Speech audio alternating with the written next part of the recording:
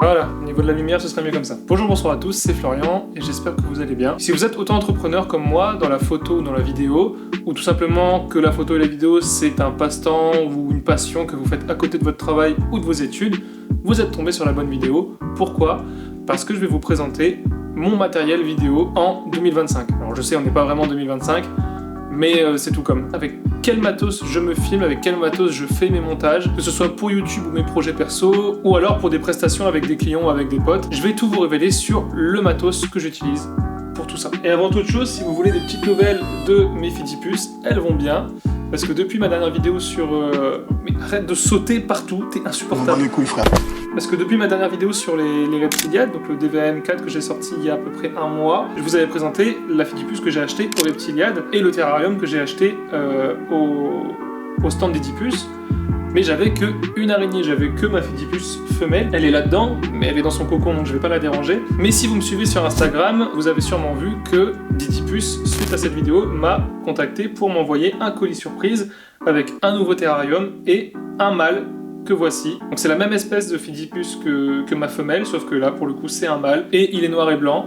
Voilà, donc pourquoi pas tenter une reproduction. Mais si vous voulez en savoir plus, je vous invite à aller voir ma vidéo sur ma page Instagram, c'est dans la description. Mais du coup, pour vous donner des nouvelles depuis la vidéo que j'ai sortie sur les Reptiliades il y a un mois, maintenant les Fidipus sont deux, comme vous avez compris, et ma femelle a mué, donc elle est passée L7, exactement la même taille que mon mâle, donc c'est pour ça que je dis que je pourrais peut-être tenter une reproduction, parce qu'elles sont au même stade de leur vie, donc vous aurez des nouvelles si vous me suivez sur Instagram. Je vais la remettre dans son terrain. Voilà. On va arrêter de tergiverser, on va aller au plus simple. Avec quel matos je me filme ? Premièrement, la caméra. Donc pour ceux qui suivent la chaîne, là vous avez vu que récemment, j'en ai beaucoup parlé, j'en ai fait des vidéos dessus. Mon boîtier est un Sony Alpha 7 III et mon objectif un 28-75 mm de chez Tamron. Alors je sais ce que vous allez me dire par rapport à mon boîtier, et d'ailleurs c'est pour ça que j'en ai fait une vidéo pour savoir si le Sony A7 III en 2024-2025 vaut encore le coup, vous pouvez la voir, elle est juste ici. Mais c'est vrai que mon boîtier commence un peu à dater, ça fait 3 ans que je l'ai. Donc quand je l'ai acheté, voilà, ça faisait, on va dire, 2-3 ans qu'il était sorti, et là maintenant 2-3 ans de plus, donc il a quand même pris quasiment 6 ans dans la tronche. Moi c'est le boîtier qui m'accompagne partout, et ce qui est génial, et je l'avais dit justement dans la vidéo dont je vous ai parlé juste avant, c'est que c'est un boîtier qui est polyvalent. Donc en fait je peux faire aussi bien de la photo que de la vidéo. Je filme beaucoup plus avec, parce que je suis beaucoup plus spécialisé dans la vidéo que la photo, mais je peux faire les deux sans aucun souci, et c'est vachement bien d'avoir un boîtier qui puisse combiner les deux. Avec une simple molette, on change de mode, et puis et ça se fait tout seul, et la qualité est au rendez-vous, que ce soit en photo ou en vidéo. Le seul regret que j'ai par rapport à ce boîtier, c'est qu'il filme en 4.2.0 8 bits, et c'est vrai que j'aimerais, pas tout de suite parce que j'ai pas les sous clairement, mais c'est vrai qu'à l'avenir j'aimerais opter pour un boîtier qui filme en 4.2.2 10 bits. Pourquoi ? Pour ceux qui ont pas trop les repères, tout simplement parce que l'Alpha 7 III capte à peu près 16 millions de couleurs, donc vous allez me dire ce qui est beaucoup, et c'est vrai, c'est pas mal, mais le 4.2.2 10 bits permet, donc c'est le cas par exemple du Sony A7 IV, le 4.2.2 10 bits permet de capturer plus d'1 milliard de couleurs, donc au niveau de l'étalonnage, vu que là actuellement je me filme en log, voilà, ça donne ça. Bah voilà, au niveau de l'étalonnage, 16 millions de couleurs contre 1 milliard. Les dégradés couleurs sont beaucoup plus visibles et moches, forcément, avec du 8 bits qu'avec du 10 bits. Voilà, mais c'est le seul vrai critère qui me ferait changer de boîtier. Parce qu'en soi, en termes de qualité de vidéo, bon, il filme en 4K 25 images par seconde maximum, là où d'autres boîtiers filment en 4K 60 images par seconde. Je sais que le Sony A7 IV le fait, mais il y a un crop de 1,5 sur l'image, donc voilà, ça réduit notre cadrage, alors que voilà, j'en aurais pas l'utilité forcément. Après, la 4K 60 fps, c'est bien pour faire des ralentis, là pour le coup, il n'y a aucun souci, mais même avec du 4K 25 images par seconde, comme c'est le cas ici, je fais quand même des ralentis. Avec le logiciel de montage que j'utilise, c'est possible de faire des ralentis, il suffit d'avoir quand même une vitesse d'obturation qui soit assez élevée. Voilà, parce que si je filme en 1/50e 25 images par seconde, bon bah là mes ralentis, même si je le pousse avec le fluide optique, ça risque d'être pas très beau. Ça m'est déjà arrivé de faire des ralentis alors que je filme en 25 images par seconde à la base, mais comme mon shutter était à 1 sur 2000 par exemple, mes ralentis étaient plus fluides que si j'avais filmé en 1/50e, donc en soi, c'est pas non plus un critère qui ferait que je passerais tout de suite à un autre boîtier. Voilà. Donc par rapport à mon boîtier, le fait de filmer en 8 bits, bon c'est vrai que c'est un petit peu contraignant, et le fait de ne pas avoir un écran retournable. Là actuellement j'ai pas le retour de la caméra, c'est pour ça qu'il y a mon retour ici avec l'application Imaging Edge dont j'ai parlé aussi dans une précédente vidéo, que je vous invite à aller voir si vous souhaitez avoir un moniteur externe grâce à votre téléphone directement pour votre boîtier. Même si Imaging Edge, bon bah voilà, Sony, vous pouvez faire une mise à jour parce que c'est...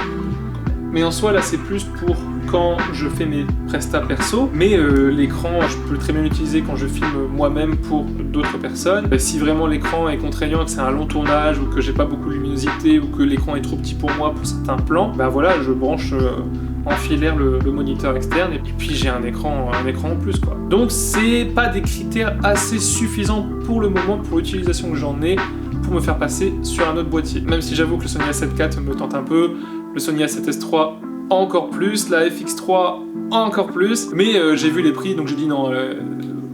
Non. Voilà, si par exemple vous cherchez un nouveau boîtier, si vous avez encore le Sony A7 II ou un Panasonic GH5, vous souhaitez passer un cap au-dessus, le Sony A7 III fait encore largement l'affaire. Sinon, dans la même gamme de prix, pour des specs plus récentes et un peu plus performantes, on a également le Sony A6700 que je peux vous conseiller, mais je l'ai jamais utilisé. Voilà, j'ai vu énormément de revues, je me suis renseigné sur tous les appareils Sony qu'il y a sur le marché en ce moment, donc je peux vous le conseiller par rapport à ce que j'ai vu. Mais j'ai pas encore pu le tester, donc regardez vraiment des vidéos qui parlent de ce boîtier-là spécifiquement. Mais je sais que le Sony A7 III et le Sony A6700, pour des budgets qui sont déjà quand même relativement conséquents, ce sont des très bons boîtiers. Voilà, en 2024-2025, utiliser ce genre de boîtier, ça reste du très haut de gamme, donc il n'y a aucun souci là-dessus pour commencer ou pour faire des prestations semi-professionnelles, comme je le fais en freelance.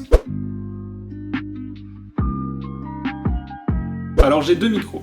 Le micro de mes streams et le micro avec lequel je m'enregistre aussi en audio, au cas où là mon micro actuel bug, ben, je récupère le son ailleurs. Mais celui-là c'est surtout mon micro de stream. C'est un micro qui vient de chez Action. Voilà. Mais en soi, pour 16 balles, ça, ce truc là, c'est exceptionnel parce que au niveau du son de mes streams, alors je stream avec Streamlabs, je sais qu'il y en a qui vont dire oh tu stream pas avec OBS machin, Streamlabs pour le peu de stream que je fais ça me correspond tout à fait, avec 2-3 paramètres dont je pourrais vous parler dans un short ou dans un Reels, je sais pas comment vous dites sur Instagram, j'en ai aucune idée. Dans un format vertical, je pourrais vous parler de mes specs sur Streamlabs pour savoir comment améliorer l'audio du micro, mais avec 2-3 paramètres en plus, franchement le son est très très bon. Extrait maintenant. Ah bah c'est bon, bah c'est mort. Non mais, voilà, c'est ce que je disais. C'est impossible de survivre si Foxy et Freddy arrivent en même temps. Mais c'est pas grave, parce que vous pourrez en juger grâce à l'écran noir. Bah l'écran noir. Bah c'est parce que tout simplement j'ai pas bien sélectionné. Je suis un quignol. Incroyable, et là voilà. Et c'était un peu tendax hein. En vrai de vrai, ils ont une belle vie hein, ou alors c'est que notre pompe est vraiment pas puissant hein. Voilà, je suppose que, ouais, voilà, on est niqué. J'ai pas les mumus pour... Ah ouais, si, elle est infectée quand même. J'ai pas les mumus pour affronter un boss, là. Hein. J'ai mon micro de stream et j'ai également mon micro qui m'accompagne sur mes tournages de manière générale. C'est le micro qui a enregistré d'ailleurs justement de façon plus proche sur trépied et pas sur caméra directement comme c'est positionné là. Je l'avais mis sur trépied pour ma dernière vidéo. On va principalement parler d'araignées dans cette vidéo. Donc justement, comme je vous le disais tout à l'heure, si j'ai été invité au Reptiliad, c'était dans le but de réaliser cette vidéo. Sauf que dans cette vidéo là justement le micro était branché directement sur mon téléphone parce que il est livré avec un câble où c'est possible de le brancher sur téléphone pour justement filmer à l'iPhone ou filmer avec n'importe quel autre téléphone. Le seul problème c'est que quand on passe par le téléphone, en tout cas c'est ce qui s'est passé pour moi, c'est que quand je mets le son sur la piste de montage, le son est capturé en mono. Donc je suis obligé d'aller jouer dans les attributs du son pour le faire passer en stéréo et avoir un son de meilleure qualité. Mais là actuellement vous le voyez pas là, je vais vous le filmer après. C'est un micro qui provient de chez Sennheiser et c'est la référence MKE 400. Juste avant ce micro là que j'ai depuis pas très longtemps, en soi ça fait 2 mois que je l'ai, j'utilisais un autre micro avant qui était le Rode Videomic, qui était pareil, hein, qui était très bon. Le seul problème c'est qu'il était un peu encombrant. Si j'oubliais de l'allumer,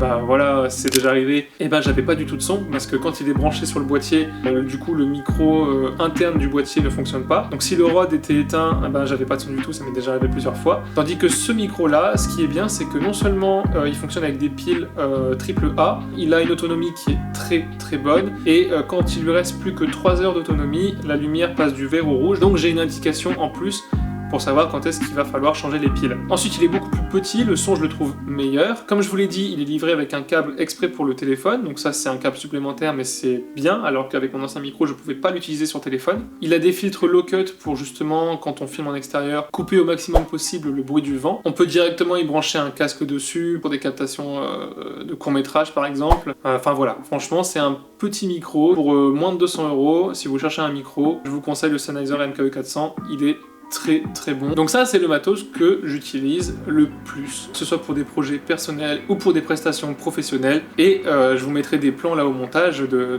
quelques plans que je fais avec, en plus des vidéos que j'ai sorties récemment que vous pouvez retrouver en description pour vous donner un peu une idée de la qualité du boîtier. Mais voilà, ce micro et cette caméra pour moi c'est largement suffisant pour ce que j'en fais. En 2025 ça tient encore largement la route, en tout cas à mon sens, même si c'est vrai qu'il y a, comme je vous l'ai dit, des critères qui pêchent un petit peu, mais c'est pas non plus catastrophique, c'est pas ça qui va faire que vos vidéos seront mauvaises ou qu'elles feront bas de gamme, ça n'a rien à voir. Alors ensuite en termes de lumière, il faut savoir que dans mon appartement là, vu que c'est une location, je n'ai pas de pièce ou de studio dédié à la création de contenu, donc j'ai pas tout mon matos sur moi. En termes de lumière, mes deux spots principaux sont bien loin de chez moi parce que je ne peux pas les prendre ici, je peux pas les stocker. Donc en général, bon, quand je filme dehors, c'est la lumière du jour, et puis après je joue avec les ISO, avec le shutter surtout, et puis quelquefois avec l'ouverture parce que j'y touche le moins possible parce que j'adore avoir un flou d'arrière-plan, donc voilà, quand il faut capter de la lumière, je l'ouvre en grand, il n'y a aucun souci. Par contre, si effectivement je suis un peu surexposé et que les autres paramètres comme les ISO et le shutter ne fonctionnent pas, bon bah là oui, je vais jouer sur mon ouverture. Mais voilà, en extérieur c'est souvent la lumière du jour, et en intérieur bah, ce sont des lumières un peu comme vous voyez derrière moi. J'ai des LED un peu partout, des petits néons, mais ce sont des lampes traditionnelles, ce ne sont pas des spots lumineux comme on peut voir chez d'autres créateurs, voilà. Alors mon trépied, c'est un trépied tout simple qui a été commandé sur Amazon. C'est un cadeau de ma chérie, donc voilà Margot, merci beaucoup. Et c'est un trépied de la marque ESDI, E-S-D-D-I, je sais pas si ça se prononce vraiment comme ça. Mais voilà, c'est un trépied que je trimballe un peu partout aussi, en soi, parce que j'ai pas encore de Ronin, parce que pareil, c'est toujours les sous. Mais en soi, voilà, hein, ce trépied, je vous l'ai dit, je le trimballe partout. Il est quand même vachement résistant, il a déjà été dans l'eau, en montagne, il m'a accompagné du coup au Reptiliad quand j'ai filmé, il m'a servi de stabilisateur entre guillemets, parce qu'il y a une petite poignée qui est fournie avec, donc ça c'est vachement bien. Et là actuellement ma caméra est posée sur ce trépied là, il fait son taf, et je trouve quand même qu'il est vachement robuste. J'ai pas grand chose d'autre à dire sur le trépied, il correspond très bien à ce que j'en fais, donc pour le coup aucun souci, il coûte pas très cher, donc pareil si vous cherchez un trépied, je vous mettrai en description toutes les références du matériel que j'ai pour vous faire votre propre avis et regardez ce qui vous correspond et ce que vous avez envie de commander. On va passer maintenant aux deux derniers critères. L'avant-dernier c'est le PC. Le PC c'est quand même hyper important. Surtout si vous faites de la création de contenu, il faut un PC qui puisse encaisser des rushs. Là actuellement moi des rushs en 4K, même si c'est vrai que je travaille avec des proxys, si j'ai 50 rushs en 4K, même si j'ai 50 proxys, voilà, il faut que le PC puisse quand même tenir le coup, parce que voilà, il peut y avoir des ralentissements, même avec des proxys. Alors j'avais fait une vidéo il y a quelques années, justement bien avant d'avoir mon Sony A7 III, parce que mon ancien boîtier c'était un Canon EOS 750D, que j'ai toujours, d'ailleurs je m'en sers en appareil secondaire, mais uniquement pour la photo. Mais justement j'avais fait une vidéo il y a quelques temps où je présentais encore une fois mon matos vidéo, et l'ordi que j'avais à ce moment-là c'était un Asus TUF Gaming FX 504 je crois, si je dis pas de bêtises. Donc il avait un processeur Intel 8ème génération et une GTX 1050, ce qui en soi, même encore aujourd'hui, pour un PC portable, c'est relativement correct, hein. Je vais pas du tout dégrader le matos que j'ai, mais voilà, il me fallait quelque chose de plus puissant parce que maintenant, comme j'ai changé de boîtier, pour mon boîtier Canon c'était très bien, mais maintenant que je filme en 4K, que je fais plus de prestations, j'utilise beaucoup plus de logiciels de montage et mon ordi dans la vie de tous les jours, voilà, il fallait que je change. Donc l'Asus que j'avais avant, je m'en sers encore une fois, toujours, hein, je ne l'ai pas vendu, il me sert de PC de stockage. Parce que voilà, dans ce PC là, j'ai quand même... Pourquoi le moniteur est déconnecté? Quand je vous dis que Imagine Guide, je sais pas ce qu'il y a de mieux. Et c'est un peu rageant parce qu'en soi, Sony pourrait potentiellement faire une mise à jour pour que ce soit un peu plus fluide, un peu plus optimisé et tout ça, mais ils ont sorti une autre application qui s'appelle Creators App, je crois, mais il ne prend pas en charge le Sony A7 III. Donc ça aussi, voilà, ça c'est aussi un critère. Le Sony A7 III, il est un peu délaissé maintenant qu'il est sorti en 2018, donc tout le monde l'a un peu oublié. Et c'est chiant, parce que du coup les applications Sony, voilà, elles prennent le Sony A7 IV, la FX3, la 7S III, la 6700, tout ce que vous voulez, c'est très bien, hein, tant mieux, heureusement. Mais la 7 III, si vous pouvez éviter de nous oublier, ce serait cool, quoi. Donc je disais, du coup, sur mon PC Asus, voilà, il y a quasiment 2 Tera de stockage de SSD, donc voilà, je ne veux pas m'en séparer, et ça me permet tout ce qui est parce que j'ai aussi des platines chez moi, tout ce qui est musique, application DJ et tout ça.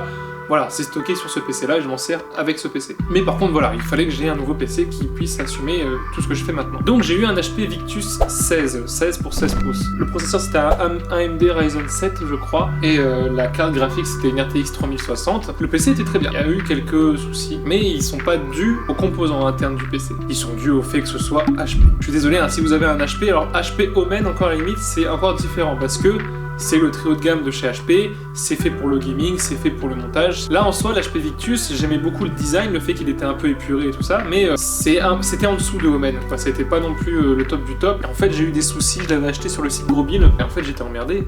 Le PC m'a coûté 1200 € à peu près, parce qu'il y avait une promo, il en valait 1600 normalement. Ça c'était l'année dernière, j'étais occupé de bosser sur mon mémoire de master. Quand mon l'écran principal, voilà, je tapais sur mon clavier, et d'un seul coup il y a une petite ligne qui apparaît, voilà, un peu pixelisée comme ça, je me dis c'est quoi ce bordel, et d'un seul coup, paf, tout l'écran.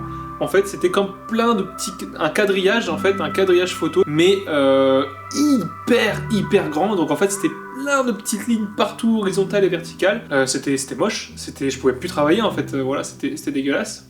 Donc je l'ai renvoyé chez Grosbill. Ils ont mis 2 mois avant d'enfin l'envoyer chez le constructeur, donc chez HP. HP le prend en charge le mois d'après, donc j'ai attendu 3 mois, j'ai perdu 3 mois sur mon mémoire, ça m'a foutu dans une merde pas possible. Et je le reçois finalement, alors c'est pareil parce que j'ai mon appart ici, je vis à l'année, je retourne dans la maison de mes parents pendant les vacances. Ce qui fait que là, entre mon domicile actuel, mon domicile annuel et chez mes parents, il y a des centaines de kilomètres. Je reçois, une petite anecdote, voilà, parce que c'est marrant, je mettrai dans le chapitre anecdote à la con. Je reçois du coup un appel. Quand j'ai su que mon PC était chez le constructeur, j'ai pu leur glisser un message via le site Grosbill en leur disant « Là actuellement, vu que les réparations sont prévues pour telle date, à cette date-là, je ne serai pas à mon adresse actuelle, mon adresse habituelle. Je serai à telle adresse. Est-ce que vous avez bien pris en compte mon message ?» 2 fois, on m'a dit au téléphone, parce qu'ils m'ont rappelé par rapport à ce message, ils m'ont rappelé en disant « Oui, c'est bon, on a bien reçu vos nouvelles informations, on vous enverra le PC à cet endroit-là. » Je reçois un appel. « Ouais, bonjour, c'est le livreur, j'ai un colis pour vous de la part de Grosbill. » Ah ouais, trop bien, mon ordi, ça faisait 3 mois que je l'avais pas eu, trop bien. J'ouvre la porte, dans la rue, personne. Je sais c'est quoi ce bordel. Je rappelle le livreur, et il me dit « Ah ouais, là, je suis là, dans cette ville-là, et tout ça, vous pouvez venir ouvrir ?» Évidemment, il était à la ville, à des centaines de kilomètres là où j'étais, et là où Grosbill m'avait certifié qu'ils allaient m'envoyer le colis à la bonne adresse. Bah excusez-moi monsieur, vous êtes à des centaines de kilomètres de chez moi. J'ai fait exprès d'envoyer des informations en temps et en heure. Bah je vois que ça n'a pas été pris en compte, c'est génial. Et donc le gars, le livreur vraiment big up, hein. Il était hyper sympa. Il m'a filé son numéro pour que je le rappelle dans la journée. Parce qu'en gros ce qu'il a fait c'est que il a fini sa tournée. Il est retourné auprès de FedEx, donc c'était la première fois que je me faisais livrer par FedEx, donc je sais pas si l'erreur, je pense que l'erreur vient de Grosbill. Voilà, entre FedEx et Grosbill, je pense que c'est plus Grosbill qui a fait de la merde. Mais FedEx, franchement, ils ont géré. En général, j'ai toujours peur quand c'est un gros colis qui arrive, surtout un PC, avec tout ce qui se passe, sachant que quand je l'ai reçu la toute première fois, le carton était arraché, donc toujours une appréhension. Mais là, en soi, le livreur, il a fini sa tournée, il est retourné dans son entrepôt chez FedEx le soir, et il a demandé à son entreprise, à son patron, de envoyer directement le colis qui parte le lendemain directement pour la bonne adresse. Parce que normalement, ce qui aurait dû se passer, c'est que ils auraient dû le renvoyer chez Grosbill pour que Grosbill réédite les bonnes informations de livraison pour ensuite le renvoyer chez FedEx pour ensuite me renvoyer chez moi. Ça aurait été un bordel et finalement du coup je serais déjà rentré à mon domicile actuel et on m'aurait dit finalement il est à l'autre adresse, tu vois, ça aurait été un bordel. Donc le gars de FedEx, le livreur hyper sympa, il s'est arrangé pour qu'il retourne pas chez Grosbill et qu'il parte directement en livraison à la bonne adresse le lendemain. 2-3 jours après, je le reçois enfin, j'étais trop content. J'ouvre le colis, HP, le petit message, nous avons réparé votre produit, machin et tout, super, j'ai une nouvelle dalle et tout ça. Je l'ouvre, hop, je prends l'ordi, je prends le chargeur c'est pas le même. Le chargeur, ils m'ont mis un petit boîtier de merde alors que j'avais une grosse batterie et que normalement mon chargeur faisait bien cette taille là quoi. Et en plus le chargeur qu'ils m'ont livré était complètement abîmé, hein. J'ai encore les photos, c'est... Voilà. Donc déjà là je me dis il y a encore une couille, c'est pas possible. J'ouvre l'ordi, je l'allume, il démarre, trop bien, la dalle est de travers. C'est-à-dire que les petites lumières qu'il y a en bas de la dalle, elle ressortait, elle faisait un halo lumineux sur la dalle parce qu'elle était positionnée de travers. Donc là, même mon beau-frère qui travaille dans l'informatique, il m'a dit, il a failli péter un plomb pour moi, il a dit, là il se fout de ta gueule, rappelle Grosbill, rappelle HP, refais ce que tu veux. J'ai appelé Grosbill, j'ai un peu... Alors, j'insulte pas, je suis pas du genre à insulter, par contre j'ai montré que j'étais pas du tout content parce que déjà les retards qu'ils ont mis 3 mois pour réparer un ordi, remplacer une dalle, et qu'en plus de ça, ils se trompent de livraison alors que j'avais toutes les informations et tout ça, tout par écrit, et qu'en plus de ça, le PC est mal réparé, donc ils l'ont même pas vérifié avant. Ouais, j'étais pas trop gros, voilà. Et en fait, je leur ai demandé un remboursement. Ils ont accepté, de toute façon, ils n'avaient pas le choix. Et avec l'argent que j'ai reçu du remboursement, j'ai acheté mon PC actuel. Et franchement, il est bien mieux que ce que j'avais. Franchement, il est exceptionnel. Donc tout ça pour vous dire que le PC avec lequel je joue, parce que je voulais un PC également qui puisse assumer de faire des streams et de jouer, etc. Et avec lequel je fais tous mes montages, c'est un Lenovo Legion 5 Pro. Et déjà en termes de solidité, de finition, enfin franchement, le PC, il y a une différence énorme. L'HP Victus que j'avais avant, bah voilà, dès que je l'ouvrais, la dalle elle faisait comme ça dès que je la lâchais. Tandis que là, mon PC actuel qui est juste ici, bah voilà, je l'ouvre, il ne bouge pas d'un poil, quoi. Il se fout pas de la gueule du monde. Franchement, et Lenovo, je n'étais pas plus renseigné que ça sur la marque parce que j'étais plus vraiment chez Asus avant. D'ailleurs, j'ai rien à dire, hein, j'ai toujours aimé la marque. Par rapport à ce que j'avais besoin, et en fait, je voulais un PC qui soit puissant et qui soit épuré. Je voulais pas un Asus comme j'avais avant où c'est plein de LED de couleurs, qui fasse vraiment PC gaming parce que quand je le prenais en cours, etc., je voulais pas avoir un bloc de LED. Voilà, multicolore. Et le Legion 5 Pro de chez Lenovo, c'est le top du top, c'est le meilleur PC que j'ai jamais eu, franchement, il est exceptionnel. Alors c'est vrai qu'il coûte un peu cher, il coûte 2000 €. Moi je l'ai eu avec une réduction. J'ai eu un 1006 avec la garantie 5 ans, que j'ai pris, hein, parce que si c'est pour que j'ai encore une fois un souci. Là pour le coup, ce qui est bien avec l'assurance que j'ai, c'est que j'ai un réparateur qui vient directement sur place pour le réparer. Donc voilà, en termes de spec, on est sur un processeur Ryzen 7 7745HX. J'avais pas de système d'exploitation quand j'ai reçu l'ordi, donc j'ai dû installer une clé Windows. Mais là actuellement, il tourne avec Windows 11 Pro. Il a 32 Go de RAM.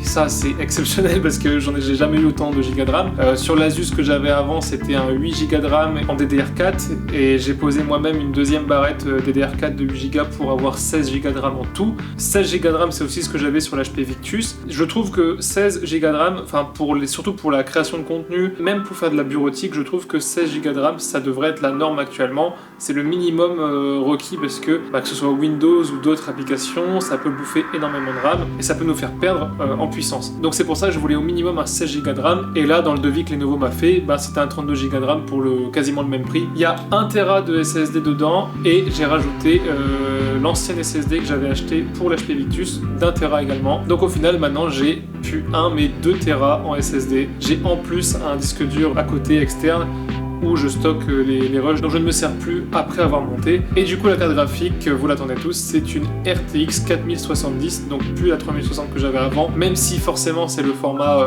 laptop, voilà, pour PC portable, mais ça reste exceptionnel franchement, sachant qu'en plus j'ai la carte graphique intégrée au processeur Ryzen 7, donc le PC joue entre les deux cartes graphiques en fonction de l'utilisation que j'en fais. Quand c'est montage et jeux vidéo et stream, on est sur la RTX 4070. Quand c'est de la bureautique à affichage traditionnel, pour des séries, pour des vidéos, ce genre de choses, on est sur la carte graphique AMD. Donc voilà, c'est un monstre de puissance et de robusteté, et franchement j'adore. Après au niveau de la batterie, du coup, pour finir mon master, je l'ai pris en cours le temps de finir mon mémoire et de finir mon année. L'HP Victus pouvait tenir 4 à 5 heures avec toutes les économies d'énergie activées. Celui-là, on tient 1 heure de moins. On tient entre 3 et 4 heures. L'écran est un 240 Hz aussi, mais avec le raccourci FN et R, je peux passer du 240 Hz. Je peux passer du 240 Hz au 60 Hz. Je coupais également le rétroéclairage du clavier. Je le mettais en mode économie d'énergie et en général, je tournais autour des 3 à 4 heures en bureautique sur batterie. C'est pas exceptionnel, mais ça reste un PC portable avec énormément de specs à l'intérieur, donc il est fait pour être branché. Et quand il est branché, par contre, là, pour faire du montage et des streams, c'est vraiment le top du top.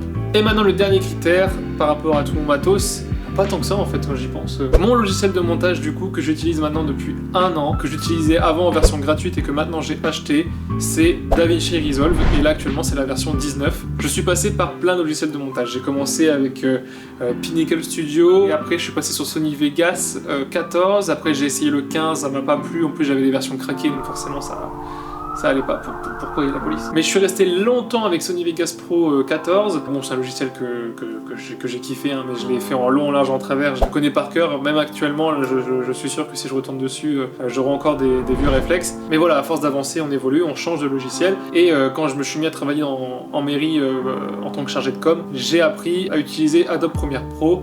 À mon BTS audiovisuel, pareil, j'ai utilisé Adobe Premiere Pro et j'ai adoré parce que comme je vous dis à ce moment-là, du coup j'utilisais Adobe Premiere Pro sur mon Asus, le premier que j'avais, ça tournait relativement bien. Après je l'ai passé sur l'HP Victus, là aussi ça tournait vachement bien, à part que bon, comme tout logiciel de montage et surtout Premiere Pro, il y a pas mal de crash, mais c'est pas dû au PC, c'est surtout dû au logiciel. Je sais que ça a été corrigé dans les mises à jour qui ont été faites récemment, mais je peux pas en attester vu que je l'ai pas eu sous la main pour le vérifier. Mais ce qui m'a vraiment fait passer à DaVinci Resolve, c'est surtout la colorimétrie, vu que je m'y intéresse de plus en plus. Je sais que DaVinci, voilà, ça a été racheté par Blackmagic et tout ça, et à la base, DaVinci, c'était vraiment le logiciel de colorimétrie par excellence, et après il s'est étendu par Blackmagic en devenant un logiciel de montage à part entière et plus développé. Mais l'argument qui m'a vraiment fait changer, au-delà du fait qu'en termes de prise en main, DaVinci Resolve est quand même relativement simple, puis c'est complet quoi, parce qu'il y a la partie montage, la partie fusion qui est un peu l'After Effects de DaVinci, même si After Effects reste plus complet. Après on a la partie colorimétrie et on a la partie audio où on peut vraiment gérer son sound design à côté.